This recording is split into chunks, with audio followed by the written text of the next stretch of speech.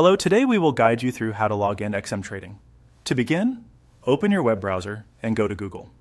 Starting from Google is a simple way to quickly find the official XM website, especially if you do not already have the login page bookmarked. Once Google is open, click into the search bar and type XM, then run the search. Keep your search term short and clear so the official result is easier to spot. When the search results appear, look for the XM official page and click on it. Take a moment here to make sure you are selecting the correct website and not an unrelated ad or third-party page. Choosing the official page is important for both security and accuracy, especially when you are entering account information.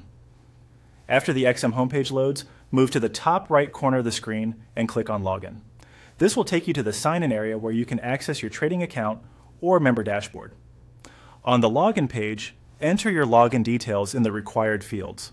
This usually means your registered account credentials, such as your email or member ID and your password. Be sure to type everything carefully to avoid login errors. If you are on a personal device, you can take your time and double-check your entries before continuing. If you are on a shared or public device, it is a good idea to be extra cautious and make sure no one else can see your screen. Once your details have been entered, click on Login to submit your information. After that, wait for the page to process your sign-in request. This should only take a moment if your credentials are correct and your internet connection is stable. From there, follow the on-screen procedure. Depending on your account settings, you may be asked to complete an extra verification step before fully accessing your account. Just read each prompt carefully and continue as instructed on the screen. This part is normal and helps keep your account secure.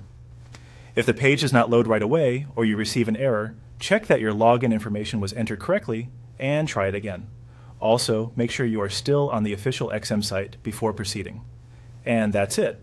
You have now seen the full process for logging into XM Trading, from searching for the website to completing the final on-screen steps.